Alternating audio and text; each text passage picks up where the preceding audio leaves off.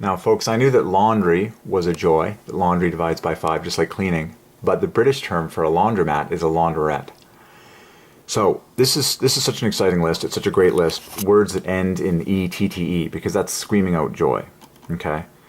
But you talk about the cleanliness of the British and all people of God worldwide. By the way, British divides by 5. British is a stunning joy fest. Look at how obvious British is. That the only letter that divides by 5 is in the center.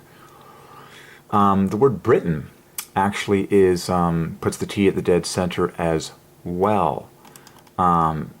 But man, you look for the other 5s in this. Oh, the bookends then, the BH make 10.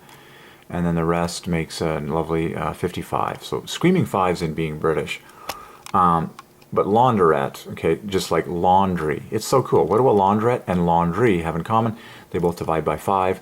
They got tons of 25s. They're screaming out joy. Like, it's embarrassing. The 5s in laundry and cleaning divides by 5, okay?